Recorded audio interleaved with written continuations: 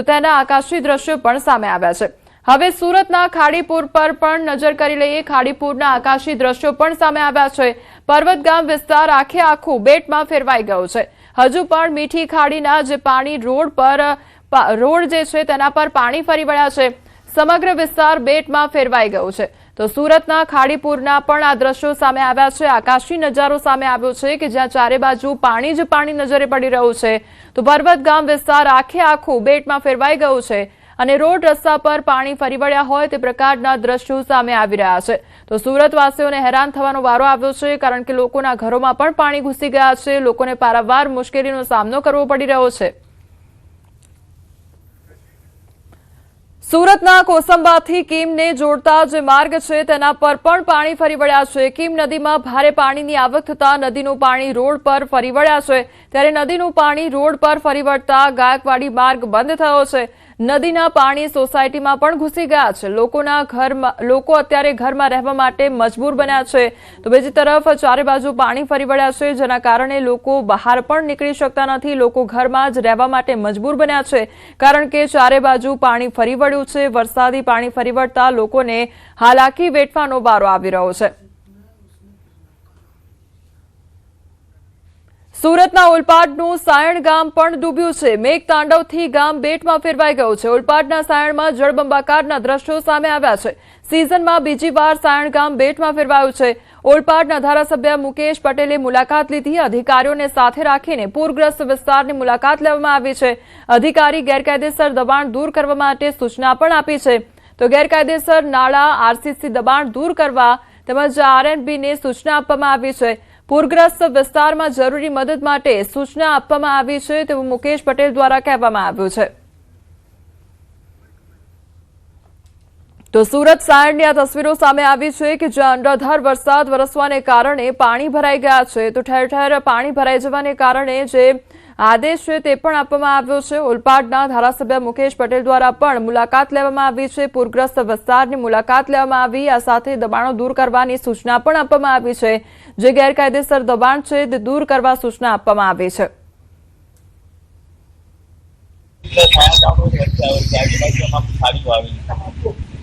અને એના કારણે સાયન્ટિસ્ટે પાણીનો ભરાવો થયો।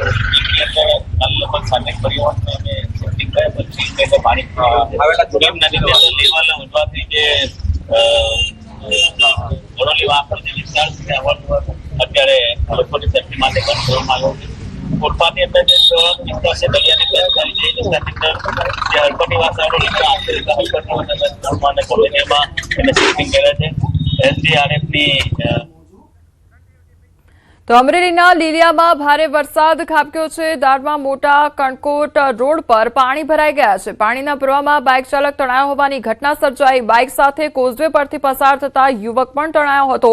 સ્થાનિક લોકોની મદદથી બાઇક સવાર વ્યક્તિને બચાવવામાં આવ્યો હતો। તો સ્થાનિકો મદદ માટે દોડી આવ્યા હતા અને જે તણાતો યુવક હતો તેનું રેસ્ક્યુ કરવામાં આવ્યું હતું। તો દાડમાં મોટા કણકોટ રોડ પર પાણી ભરાઈ ગયા। રોડ રસ્તા પરથી પાણી વહેતા હોય નદીના દ્રશ્યો જાણે જોવા મળી રહ્યા હોય તે પ્રકારની તસવીરો સામે આવી હતી। તો બાઇક ચાલક જે યુવક હતો તે પણ પાણીના પ્રવાહમાં તણાયો હતો। સ્થાનિકો દ્વારા રેસ્ક્યુ ઓપરેશન હાથ ધરવામાં આવ્યું હતું। કાલાવડ પંથકમાં ધોધમાર વરસાદ વરસી રહ્યો છે ત્યારે બામણ ગામની નદીમાં ઘોડાપૂર આવ્યું છે। કાર પાણીમાં ફસાઈ ગઈ। જામનગર જિલ્લાના કાલાવડ પંથકમાં પડેલા ધોધમાર વરસાદને કારણે બામણ ગામની નદીમાં ઘોડાપૂર આવ્યું છે।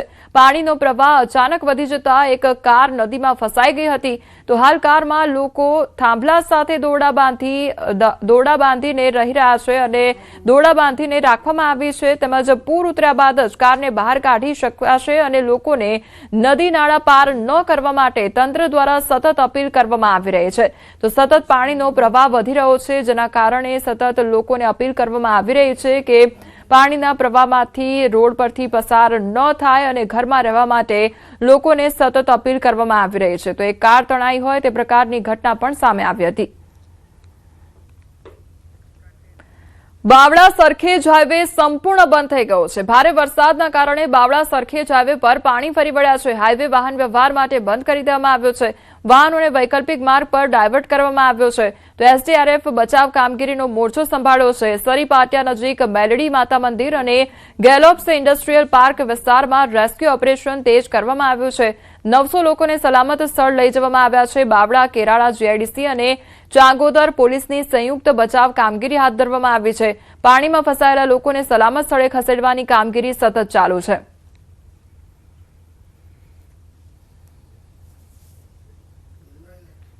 મહીસાગરમાં ભારે વરસાદથી જનજીવન અસ્તવ્યસ્ત બન્યું છે। ઠેર ઠેર વરસાદી પાણીથી રસ્તા જળબંબાકાર થયા છે। કોથંબા